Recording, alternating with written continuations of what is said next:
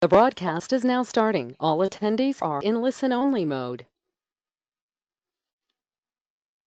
Good afternoon, everybody. I hope that you can hear me. My name is Julia. I'm one of the CECAN Centre Managers. And it's my pleasure to welcome Martin Reynolds from the Open University, who's going to be giving the webinar today. I'm going to do some brief introductions, and then in a couple of minutes' time we'll get cracking. Just to confirm, today's session is being recorded, so all being well, we will make the recording available to watch and listen to via our YouTube channel, and we'll pop it on the website and share it with everybody after the event. For those of you who haven't joined us before, CECAN stands for the Centre for the Evaluation of Complexity Across the Nexus. We're a research centre funded by a group of UK research councils, government departments and agencies.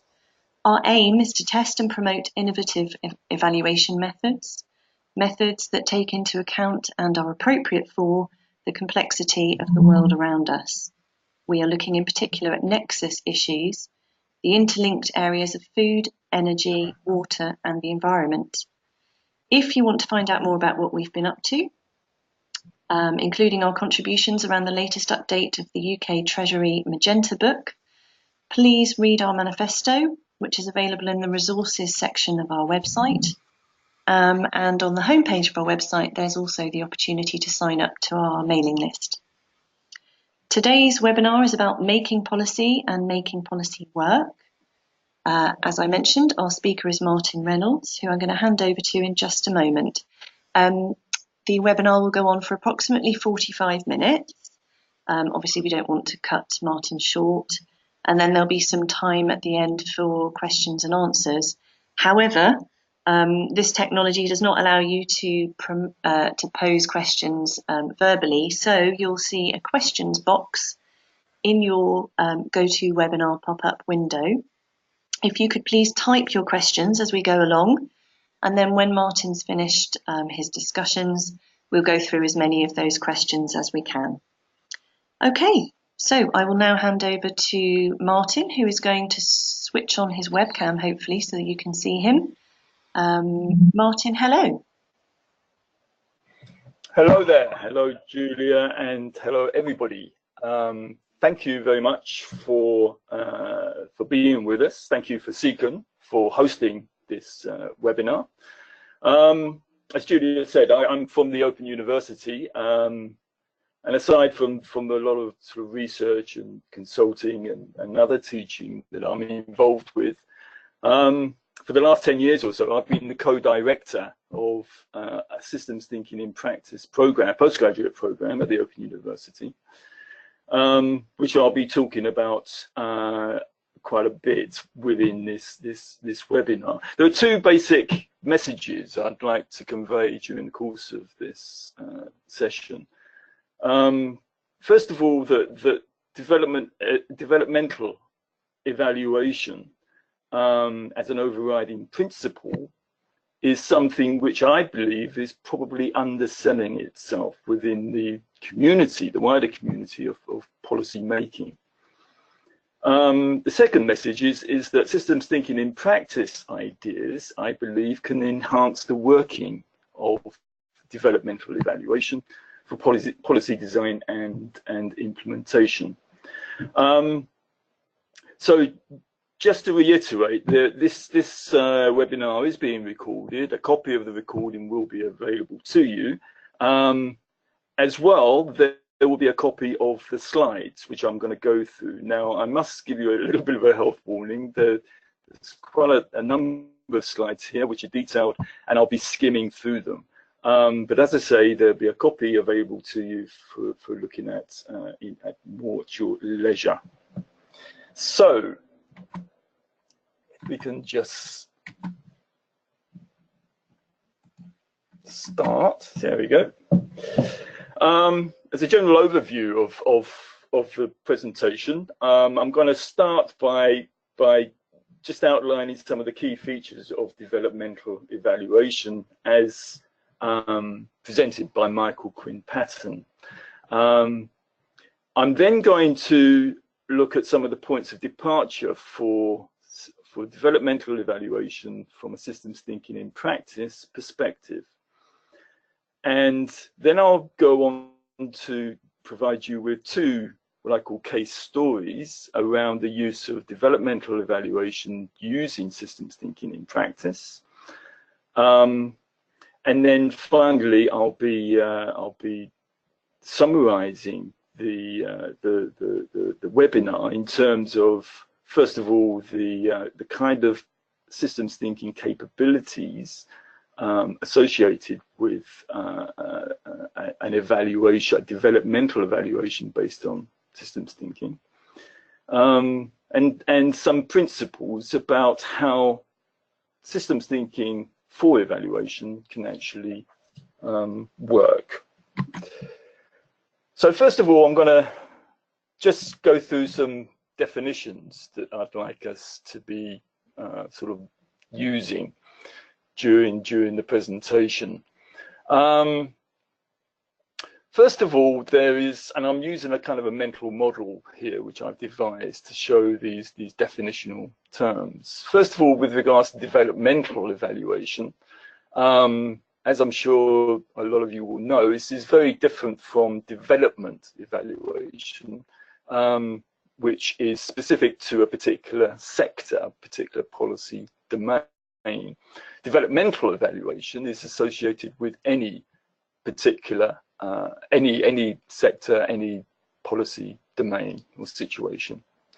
By evaluation, I simply mean the process of making value judgments, whether they're made by evaluators or whether they're made by other stakeholders involved with an intervention. I use the word policy during the course of this presentation as a proxy to any type of intervention that we make within situations, and these can be projects, they can be programs, plans, policies, whatever. And where the intention is to transform a situation, essentially. And the use of the word complexity, I'm using that wherever we actually involve people. So I equate complexity with people, and complexity can relate to any of the sort of situations which where people are involved, including situations being transformed, the evaluand, the stakeholders and the stakeholding issues, the actual policies designed, as well as the actual developmental path of the policy interventions. Now, up until sort of the 1990s, evaluation has conventionally been seen as very much a sort of external accountability, a form of external accountability. So this was given expression by Michael Scriven, particularly in 1980, and he develops this four-step model. Now, the key thing about this kind of conventional way of doing evaluation is that evaluators are seen as external to the actual intervention. In this slide, I've illustrated them in terms of in a red box outside the intervention itself. The way in which Michael Scriven describes evaluation, this four-step model, is in terms of the first step being selecting criteria of merit and worth, and then selecting or setting the performance standards. This is a normative act of trying to see what the standards ought to be. And that essentially is what we call the formative mode of evaluation. So the evaluation at the kind of beginning as an external process is the design of the performance standards. And then the third and fourth steps of the logic model is really about the summative evaluation. And this is the processes of collecting data and then making value judgments with that collection of data in the comparison with the standards there. So in 1994, Michael Quinn Patton came up with the term developmental evaluation in a paper for evaluation practice. And essentially, the key thing about this idea was to suggest that the policy intervention, if we describe it in terms of a bounded system, will comprise of evaluators which are internal to the system, internal to the process of policy design and implementation. They are not external to that process. And that's the key thing about the role of the evaluator in developmental evaluation. So since 1994, when Michael first enunciated this term, a lot of attention has been given to using developmental evaluation in terms of dealing with complex situations, and complex situations requiring complexity tools and systems thinking tools.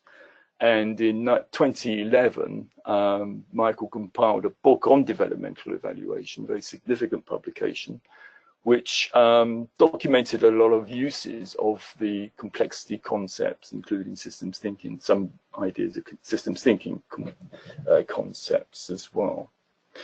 So if we can sort of fast forward up until 2015, what had happened here is that Michael, along with a few colleagues as editors, published a book on developmental evaluation exemplars. So they wanted to, first of all, produce a compilation of case studies which exemplified the use of developmental evaluation. So there are basically 12 of these stories, these narratives. Now, a significant thing, I think, is also that they started espousing some principles of practice, some guidelines, if you like, for evaluators as to what developmental evaluation should be about and how to implement developmental evaluation. How could you go about it? So they espoused these 8 principles, which I've listed here on this slide. 2 of those principles are principles which I'd like us to just focus on in a little bit more detail. These are the complexity perspective and the systems thinking ideas. So from the perspective of developmental evaluation from Michael and his colleagues, with a complexity perspective, there are 3 basic features around this. There are the conceptual ideas. There's a whole set of ideas around emergence, nonlinearity, dynamic relationships. There was a significant book again published a little later on, Getting to Maybe, which provided a lot of anecdotal exemplars again of developmental evaluation. In terms of dealing with issues of uncertainty and unpredictability, etc. Concepts like co-evolutionary and adaptation are very, very significant. The second feature of a complexity perspective, which is again quite significant for Patton and his colleagues, is that they're context specific. So what they are saying is that these concepts and these ideas of developmental evaluation are only suitable for complex situations, and that these are very different situations from what they call simple or complicated situations. So the classic example of a simple situation is following a recipe, for example. A complicated situation is an intervention where people are sent on a space mission, landing somebody on the moon, for example, becomes very complicated. Whereas a complex situation is akin to raising a child. So these are the three sort of examples which they often use. Raising a child certainly has a lot of uncertainties, unpredictability, it's very non-linear, etc., etc. So that's the second feature. The other subsequent feature of complexity perspective is that it's contingent, and what I mean by that is that there is a best fit for the innovation, for the intervention, and what they describe as best situations which have a particular fit for particular concepts and tools and methods, is that interventions where there is an innovation involved are best suited for the kind of complexity concepts being used. Now, if we go on to the systems thinking domain, there are three core features or orientations involved with that. First feature is that the systems, generally speaking, are regarded as real-world entities. They are what we call ontological devices. So the health system exists out there in the real world. The legal system, the economic system are facts of reality, if you like, direct representations. The important thing here is that the system has a number of subsystems in reality, and the subsystems are different, if you like, are more, or I should say the whole system is greater than the sum of the parts. So the forest is very different from the actual trees. A second feature of the systems thinking thing is that the focus is very much on interconnected relationships, very much derived from system dynamics tradition of systems thinking. The third orientation is that, and it's relating to that second one, is that the conceptual tools are very much geared towards the idea of complex adaptive systems from the life sciences. And indeed, agent-based modeling, computerized agent-based modeling, which both of those kind of tools and conceptual ideas are very much at the fore of the sort of Santa Fe Institute in California. So what I would like to do is to make a point of departure from that complexity orientation towards developmental evaluation to a systems thinking in practice orientation. Now, for that, again, I'd like to introduce three different conceptual ideas, three different features or entities associated with that. The first thing is that we have the reality there, the situation. This is the holistic domain of very interdependent, nonlinear situations. So this is what the real world actually consists of. This is the reality. All reality consists of elements of complicatedness, things connected up together, complexity, where there are people involved, and very often conflict. So there's no two people can look at the same situation exactly the same way. There's always going to be some conflict, and sometimes that conflict can move into quite violent conflict, if you like. But the conflict is always there in our boundaries.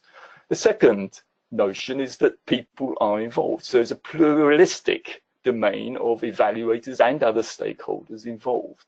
And they are inevitably having partial or biased viewpoints, which are expressed through individual value judgments. Whereas the first notion, the reality notion, gives way to and renders, if you like, ideas of what are facts, yeah, the scientific pursuit of looking at the real world activities, and then we make factual judgments. With regards to people, of course, all people have value judgments. We have individual value judgments. So we see things differently. And I would suggest that even with the notion of looking at something and seeing it as simple, for example, looking at a recipe, that in itself is a value judgment, it seems to me, and that what some people see as a simple recipe, others may see as actually very complicated and very complex. So what I'm suggesting here is that the value judgments are always going to be partial. They're biased in that kind of sense. They're never kind of neutral. The third domain is the domain of systems, and these are the conceptual constructs that we use to make sense of the reality, and that we make sense of the value judgments as well. And we use systems to simplify real-world complexity. That's a very nice, easy way to understand what a system is. It's a way of simplifying the real-world complexity. And we do that for purposes of understanding what that complexity is all about. For example, using a complex adaptive system, or we can use it, or I should say, we can use it for actually transforming the evaluand. Okay, so what we now have in a systems thinking in practice perspective are what I call three basic principles of systemic evaluation. The first of these is the idea of embracing humility, and this relates to the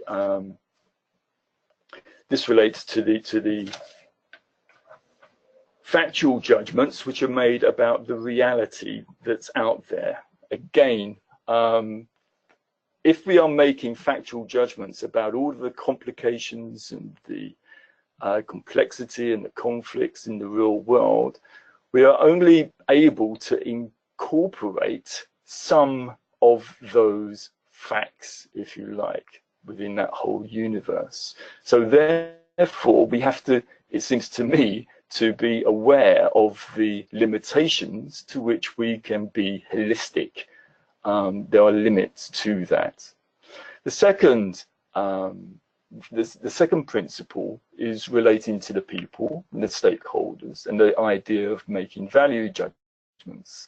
And it seems to me that what we should be doing here with systems thinking in practice is practicing empathy. As much as possible, we should be trying to empathize with other viewpoints, but acknowledging at the same time that we are biased. And so the way in which we engage with other viewpoints is going to be determined by our own value judgments. In a sense, even as evaluators, as objective evaluators, we are unable to completely release ourselves, escape from those biases. So we have to practice some notion of empathy. And the third principle relates to the actual boundary judgments that we're making during this kind of triangulated activity, and accept that we are fallible, that the policies that we make, the evaluations that we make, they are never going to be absolutely perfect. And once we start actually implementing these ideas in the real world, things may go wrong, and they often do go wrong. They don't go as we expect them to. So therefore, there's a sense of fallibility.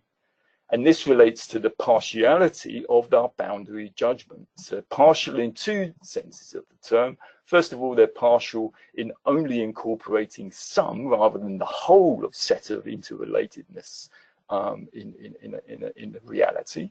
And they're partial in serving only some stakeholders rather than others. So there's that dual sense of partiality there. And this is something that very much comes out with Werner Ulrich's notion of systemic triangulation, from which this influence diagram, which I've drawn, is derived from. Now, moving on, what I've done within the Systems Thinking in Practice program at the Open University is to translate that triangulated model, that mental model, that influence diagram, into a heuristic.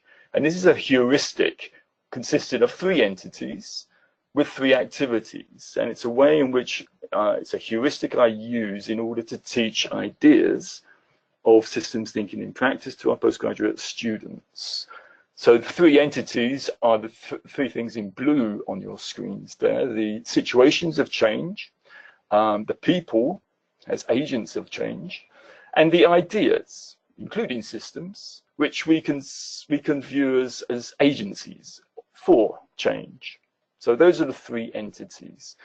And then there are three activities associated with each entity. So first of all, there's the understanding of the interrelationships. These are the things in red. Secondly, there's the engagement with multiple perspectives, developing value judgments. And then thirdly, there is this notion of reflecting and appreciating the limits on the boundaries of interrelationships and perspectives. And during the course of doing that, what we are doing is reflecting on the boundary judgments and trying to see, well, what is it that can be identified as being systemically desirable for this particular intervention, as well as looking at the realities of the situation and seeing what is culturally feasible. So we're always juxtaposing the systemic desirability with the cultural feasibility. And that's what we call the systems thinking in practice heuristic. Now, very recently, I've been toying with the idea of translating that heuristic in terms of an activity model.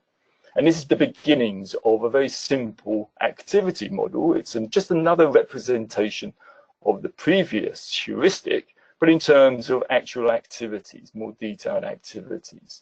And the three core activities there are in the yellow highlights: understanding interrelationships, engaging with multiple perspectives, and reflecting on the boundary judgments. And what we're doing with reflecting on the boundary judgments leads on to defining the possible actions that are, again, systemically desirable and culturally feasible. And then we're taking action and we're changing the situation. We're changing the situation when we are taking that action. So we need to then set up another structured evaluation. It's an iterative process of evaluation. So it's always dynamic and always kept in a state of flux, because that's the reality in which we are working. So going on to very briefly about the two case stories. These are the references associated with each case story. And again, I'd invite you to look at the references, which would be available on my Open Research Online link, which I'll give at the end of this presentation. The first case story is a case story about the actual development of the Systems Thinking in Practice program, which we started in we started actually in 2010, but the whole process of developing the Systems Thinking in Practice program began in 2007. So I'll talk a little bit about that, about a number of projects we've been doing to evaluate that program using ideas of systems thinking in practice. I'll then go on to talk about another developmental evaluation project which I've been personally involved with since basically the 2007, with the publication of a book edited by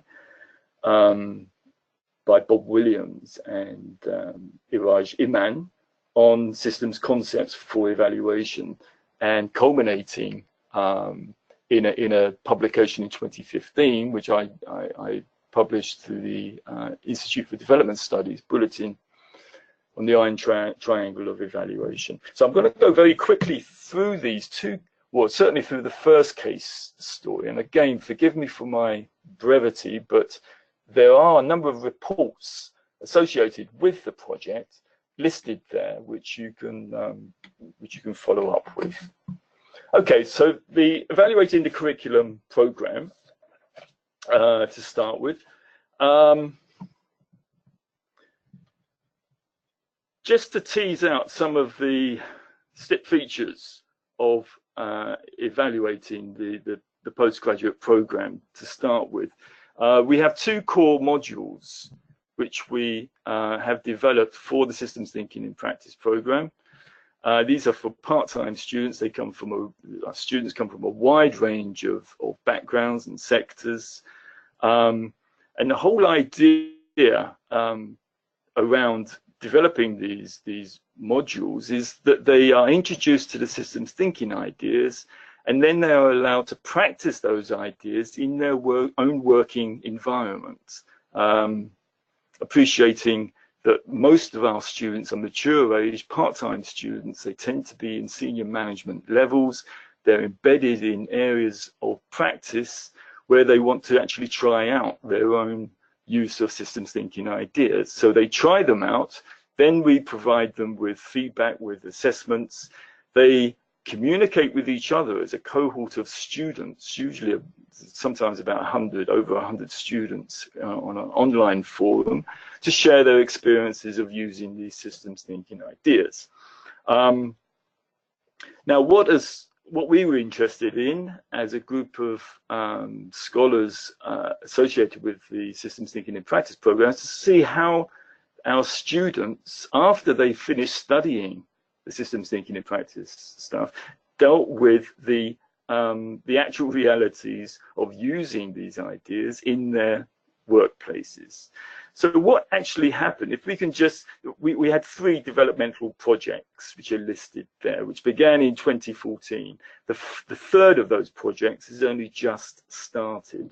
If we can just take a step back and look at the whole thing, like the whole 3 projects, looking at the forest rather than the actual trees, if you like, over the 4 years, we've been able to delineate a distinction of 3 nested systems around postgraduate curriculum development. There's the notion of building capacity, of framing competency, and developing capabilities. And we've tried to tease out the distinctions between these 3 different nested systems.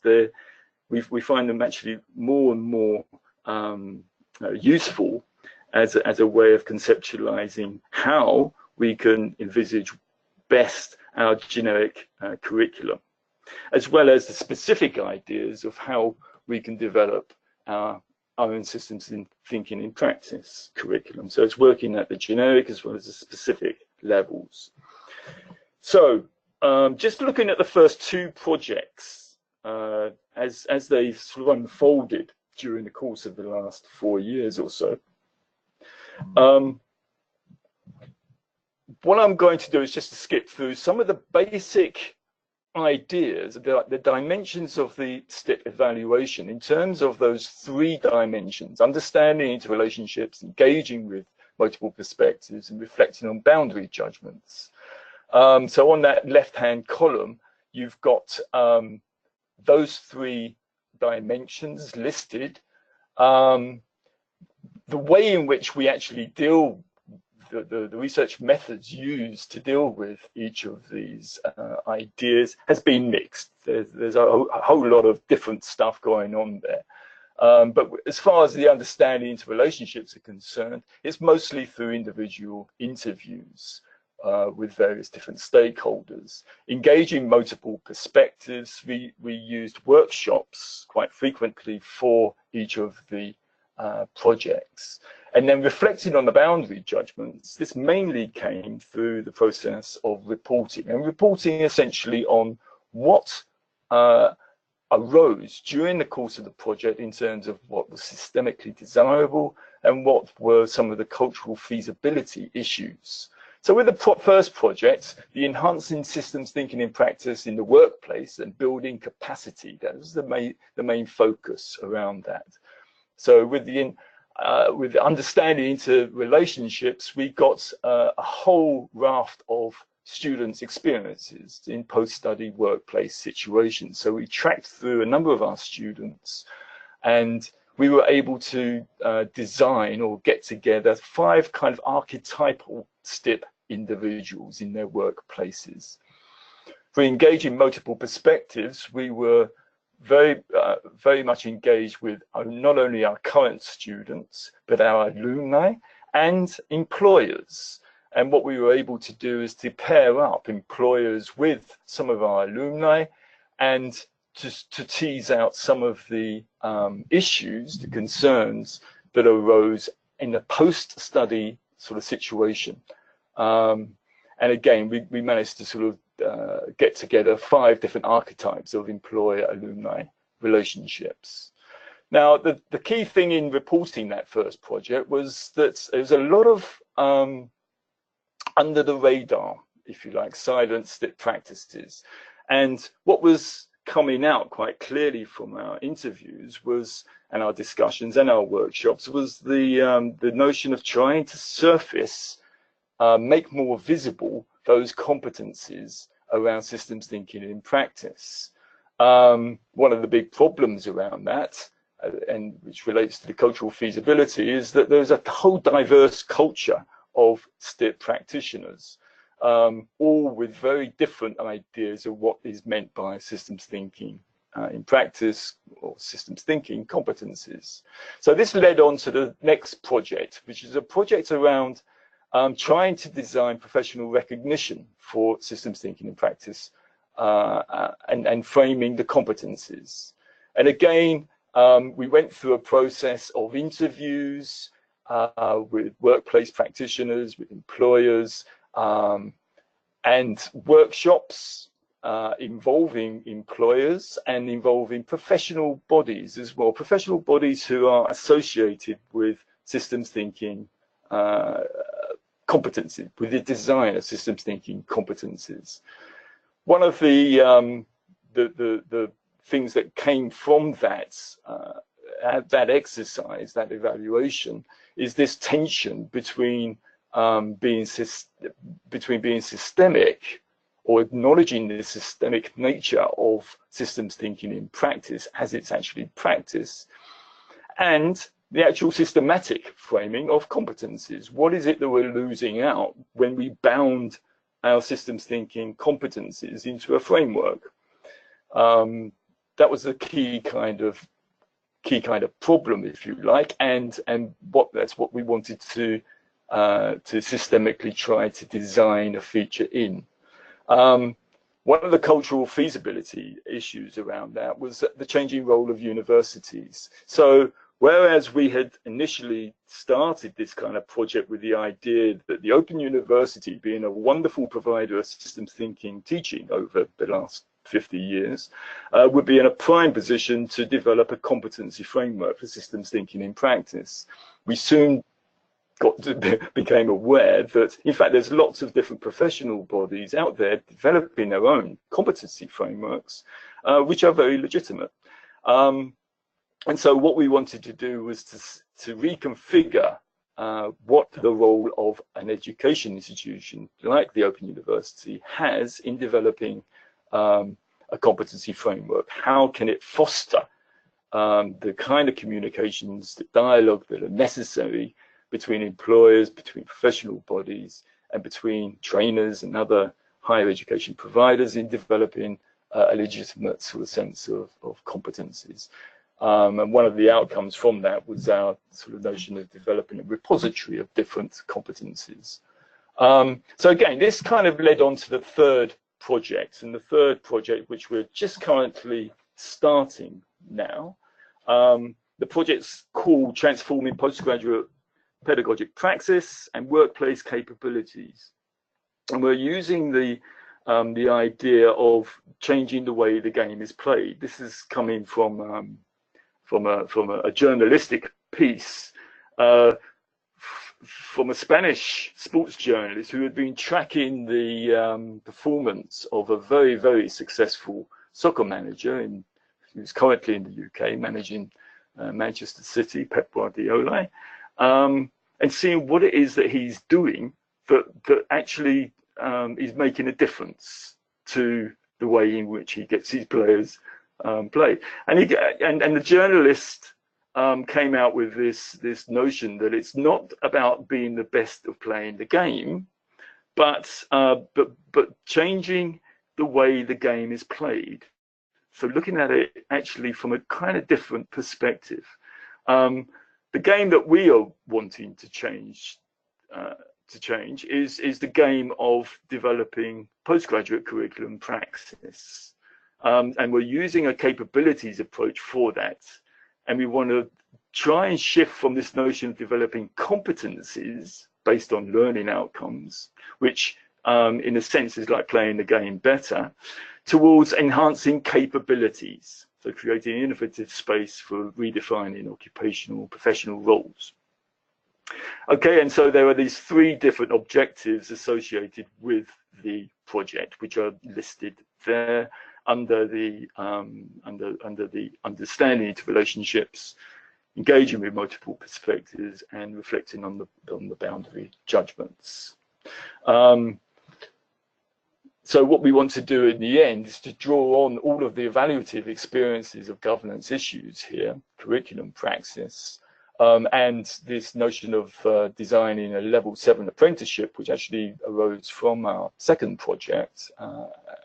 We're developing that apprenticeship standard now for the redevelopment, refreshment of the postgraduate STIP program. What is the cultural feasibility? We're not quite sure about that. But I mean, there is a sense in which higher education is becoming very corporatized. And so how is it that we can shift from that corporate model of higher education provision towards one which is more cooperative and designed for capabilities development? So that's the sort of task and challenges that we have with that. Now, the second case story is this case story about developing or evaluating evaluation in practice. And this is something that I've been involved with for many years. Again, since the time when I worked with Bob Williams and Richard Hammelbrunner, amongst others. So what we were doing here is looking, first of all, at understanding the interrelationships between three different entities. There's the evaluand, the evaluators, and the commissioners of evaluations. And what I wanted to do is to try and see what is it about those interrelationships which we could prize out and see, well, what are the difficulties? So for that, I was going back to the ideas of systemic triangulation and boundary critique used by Werner Ulrich. I was also intrigued by the use of the notions of the iron triangle, which was first espoused by Ralph Politzer to describe the dysfunctioning of the Paris Peace Accords after the First World War. And indeed, the use of the notion of the iron triangle in social science literature to describe things like the military-industrial complex, something that Dwight Eisenhower talked about in his speech in the early 60s. And what I discovered here in looking at the actual activities, if we think of this systemic triangulation in terms of an influence diagram, what are the activities involved here? And I identified these 6 different activities within this in this article on breaking the iron triangle. So auditing, planning, evaluating is the summative form of evaluating as a form of formative evaluation, and commissioning and learning. Now, what I did in terms of, so that was understanding the interrelationships. In terms of engaging with multiple perspectives, again, this is something which has been going on for over 20 years. It comes to a process of co-authoring, conferencing, workshop provision, consultancies, teaching, etc., etc. All very much kind of derived from that book in 2007, Systems, Concepts in Evaluation, which I was invited to contribute along with a number of other systems thinking experts. So what I wanted to do in that process is to develop 2 different perspectives. The first perspective is, what is the situation in an evaluation mode? If we're evaluating evaluation in practice, what is the current situation? And for that, I kind of designed and used the idea of an evaluation industrial complex, very much similar to the military industrial complex ideas of the Iron Triangle. I was then encouraged very much during the process of drafting that paper by one of the editors, Barbara Befalani, to try and render a more positive notion of what it ought to be like. And that's why I started developing this notion of evaluation adaptive complex. So, again, just briefly going through the key aspects of this paper, and I'm just going to be very, very quick again with this. With regards to the reflecting on boundary judgments, I'm going to look at what is systemically desirable in terms of each of the three different entities associated there. The evaluand, first of all, the evaluators, secondly, and then the commissioners, thirdly. So as far as the evaluand is concerned, what are the activities associated with the evaluand? And what I sort of gleaned from the conversations I've been having with people in the literature searches and my actual own practice is that we should be moving from a notion of treating situations systematically, recognizing at the outset that something is either simple, complicated, or complex, to regarding situations rather systemically. So they're comprising a mixture of all of those, all three: complicatedness, complexity, and conflict. Remembering, of course, that simplicity, simpleness, is a function of the systems thinking act itself. We try to make situations simple by the drawing of boundaries, but the situations themselves don't have those boundaries. We construct the boundaries around them. And the second thing around planning is to make things to shift from this notion of working with fixed targets, fixed measures, fixed goals, to a more purposeful, agile, flexible, adaptive set of measures. With regards to the evaluators and the third and fourth activities, what I wanted to do there is to look at a shift from a kind of summative, neutral, as far as the summative evaluation is concerned, moving from a sense of neutrality around designing criteria of evaluation,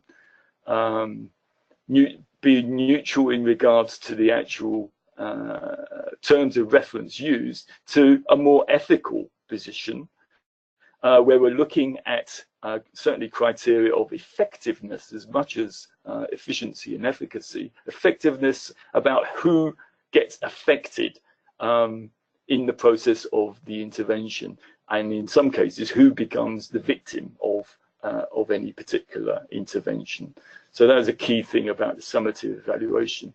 Again, for the formative aspect, the important thing there is moving from a sort of sense of apolitical, neutral power association, where we're dealing with relations of power. This is power with or politics with a small p. Dealing with moving from relations of power over towards working with developing value judgments and developing different scenarios. So working in the mode of power with and power to actually change. And of course that incorporates as well power within the notion of empowerment itself.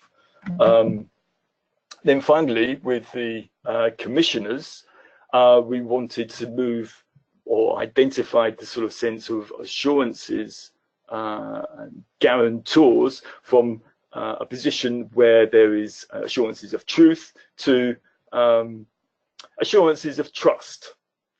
And then, so it's widening the guarantors, so maintaining rigor, but widening the sense of co-guarantors that we're using there. And then finally, with the learning approach, the learning developed through the activities, moving from a sort of sense of learning of technical knowledge only about what's right, kind of even on an ethical basis, to looking at triple loop learning and seeing how knowledge and power play themselves out, and so who determines basically what's right and what's wrong. Okay, just moving on quickly, there's this notion of what is culturally feasible then with regards to the development of an evaluation adaptive complex. And there are opportunities and there are particular challenges associated with that. And again, I want to sort of skim through this, but with regards to the opportunities, there are a number of things going on, particularly seeing evaluation as a political act, and the work of Thomas Schwant, moving from ideas of what should be done towards what should we do, I think is a very key thing that's going on in the evaluation community. The challenges basically are around external accountability being very dominant. There's also a very entrenched notion of seeing systems as being out there, ontological devices, and not really taking on board the epistemological use of systems thinking. There's also this sort of prevalence of dualisms, which we are always having to deal with, and either dealing with facts or we're dealing with values. Whereas a key capability of systems thinking in practice is around dealing with dualities in a praxis-orientated way. So what we want to do with a capabilities approach to evaluation praxis is to try and develop the multitude of choices, but also the ability to choose. So a capability for systems thinking in practice is this notion of praxis, being able to deal with dualities. So for example, dealing with being systemic as well as systematic. We can go from one to the other. And that's what systems thinking is about. It's not just about being systemic, but the juxtaposing of when it is appropriate to be systemic and when to be systematic. Similarly, using systems as an ontological device does have legitimacy at times. But also we should be using systems as epistemological devices as well. So again, that sort of sense of yin-yang duality is really important. One way of envisaging this kind of developing praxis is by thinking of the juggling of two balls. So you're always having these two balls up in the air, but you have a third ball. You have a third ball, which is essentially around the boundary judgments, which need to be incorporated with any systems praxis. Now, finally, with regards to making policy work, again, one of the opportunities that have been is available now, and I've just heard about this in the last week actually with a colleague. With the Systems in Evaluation Topical Interest Group in American Evaluation Association, they've just designed a pamphlet on the principles for effective use of systems thinking in evaluation. They've set a number of principles, 5 principles, basically systems in evaluation principle, interrelationships principle, perspectives principle, boundaries principle, and dynamics principle. And they've also set up a set of a composite set of 16 operational principles. And I find this really encouraging. I think there's a lot of really good stuff going on there. It's very much based on Michael Patton's most recent book on principles-focused evaluation, and indeed Michael is part of the team of the topical interest group which designed this pamphlet. Just in terms of summarizing my own principles, if you like, of systems thinking in practice. So essentially we have 3 ethical principles: the embracing humility, the practicing of empathy, and the accepting of fallibility. And I think what I can do is with the the evaluation adaptive complex activities, those activities can be translated in terms of a set of operational principles. And again, I've listed there those 6 operational principles of systems thinking in practice, which I think dovetail quite nicely to some degree with the American Evaluation Association ideas, but I think there are things also added into my principles, if you like, which may be a little bit missing from the AEA pamphlets. But anyway, I mean, we're moving in the right direction, it seems to me. These principles which I've outlined here, they are evolving principles. They are not sort of finalized as such. It's work in action. It's part of my developmental evaluation of evaluation in practice. So that's about it. I'm sorry, I've gone over a little bit with the time. So Julia, can I hand over to you? Yeah, absolutely. Thank you very much, Martin. That was excellent. We do have a couple of questions that have been posed. So I'll start running through those now. The first one is from Richard Allen. What do you see as the relationship between developmental evaluation and theory-based evaluation? Okay. Do you want to give me a few questions and then maybe I can answer them? I can. The next one's rather long, so I don't know if you want to if you want to tackle the first one first. Okay, no, let me tackle the first one. I mean, the interesting thing about theory-based evaluation and theories, particularly theories of change, I would the developmental evaluation, which I'm very concerned about, is an evaluation which can be practiced using any of the tools which are out there in the world, in the community of evaluators and indeed policy makers. So what I would describe as theories of change, essentially what theories of change are systems. They're bounded ideas. And they're boundary judgments, of course, as with a log frame, as with a realist evaluation exercise, as with a randomized control test. I mean, these are bounded ideas.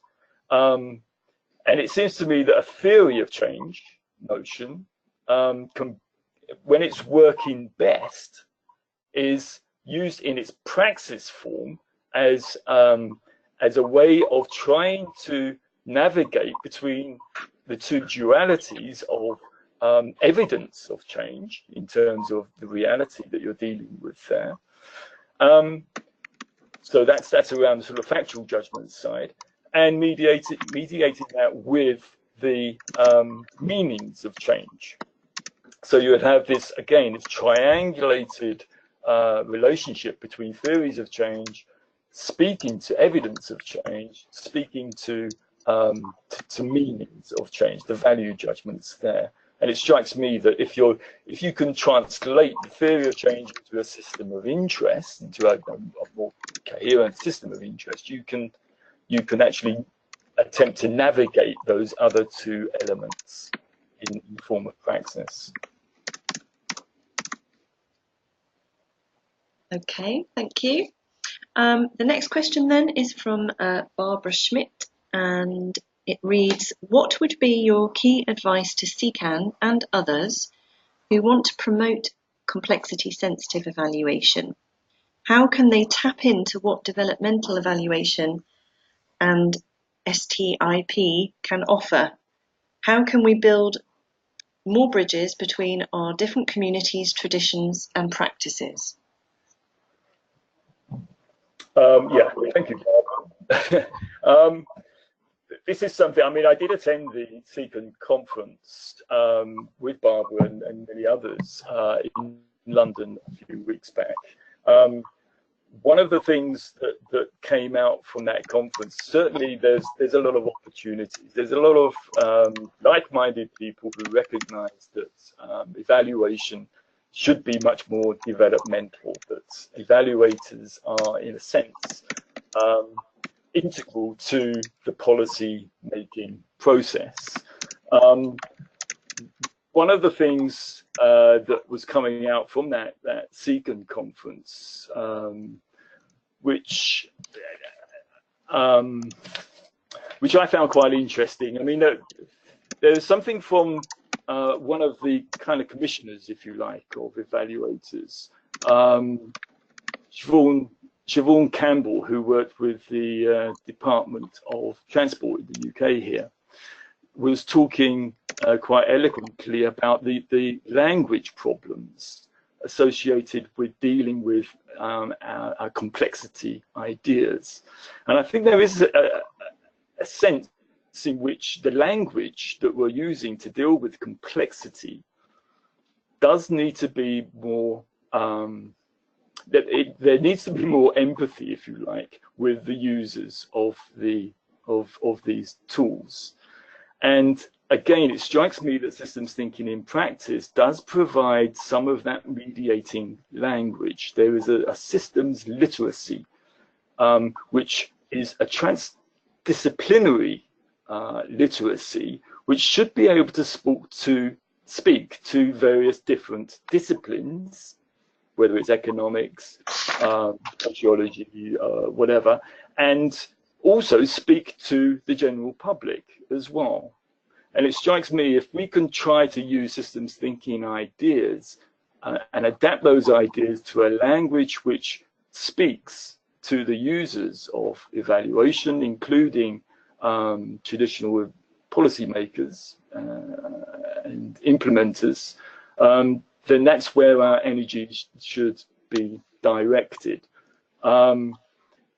Matthew Taylor from the RSA commented on the in the conference that there needs to be a more simplified sort of heuristic in dealing with issues of complexity. Other commentators mentioned the difficulty of working with such a vast number of different complexity tools. And there is something about evaluators, particularly from the social science tradition, wanting to develop ever-increasing numbers of tools and methods, so you get this burgeoning toolbox of complexity tools, which are obviously not very sort of user-friendly with those people who need to use them. So again, there needs to be some sort of notion of a conversation to be had between evaluators from different communities about their use of these ideas. I think one of the last thing I would say, this is something that I know Barbara is very concerned about in her work. It's this distinction between using systems as an ontological device, as something that's real world, that's out there, a direct representation of reality, to which a lot of the complexity thinking evaluators are bounded to, if you like, rather than using the systems idea actually as a construct, appreciating that these systems, once you start talking about systems, they're construct, they're bounded entities. And if we can start just simply appreciating that epistemological use of the systems idea, I think we can go a long way to generating a more meaningful language that can be used amongst different users of evaluation,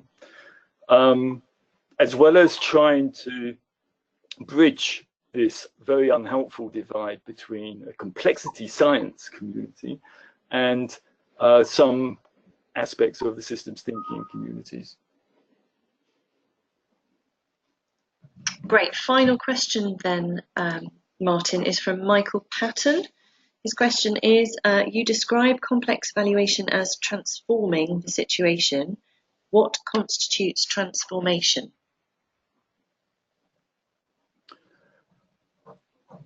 what constitutes transformation is a change, well, any change actually in the situation. So if you are envisaging a situation with particular dynamics of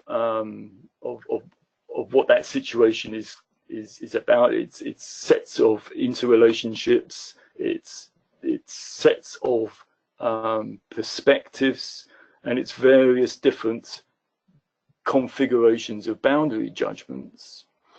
A transformation for me is a transformation that works towards a better understanding of the interrelationships, a better sense of valuing or value judgments around that particular situation. So we're not seeing things with fixed value judgments that we're trying to play off in a competitive way with each other, but we're actually trying to generate value. And then finally, a transformation that changes the boundaries in which we are evaluating. So the actual boundaries themselves are subject to a design change, what my colleague actually Ray Eisen would call a design turn.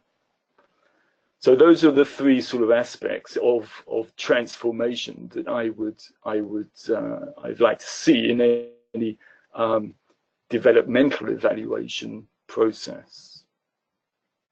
But Michael, I'll be very happy and very interested to hear what your ideas of a transformation is about with developmental evaluation. Okay, thank you very much, Martin. That's the last of the questions, and since people can't unfortunately pose them verbally to you on this software, we'll have to leave it there. Thank you for your time. Thanks to everybody for tuning in. And just to confirm that a recording will be made available via our website and social media channels as soon as possible. We will be planning some more webinars and seminars. The next one is on the 5th of September, and details are on our website. That will be a seminar in person with some colleagues at BIS. And yeah, more information available on the CECAN website if you want to sign up for any events or join our mailing list, etc. Martin, do you have anything else that you want to add before we sign off? No, except, I mean, if I can just, I don't know whether my slides, just as far as the contact details are concerned, if you are interested in following up any of the of my publications on there, it's on that link on the last slide. It's on the Open Research Online link. There is also the Applied Systems Thinking in Practice link, which has a whole raft of resources around systems thinking, including our teaching resources, a lot of which are also open source resources which you can access. If you wanted to follow up with any questions or any concerns, please use my email address. I'll be very happy to continue the conversation. But thank you again to CECAN and Julia for hosting this event. Thank you. Thank you, Martin. Okay, thanks everyone. I'm going to stop the webinar now, and soon it will be made available to you on the website. So enjoy the rest of your day. Take care. Bye-bye. Thank you.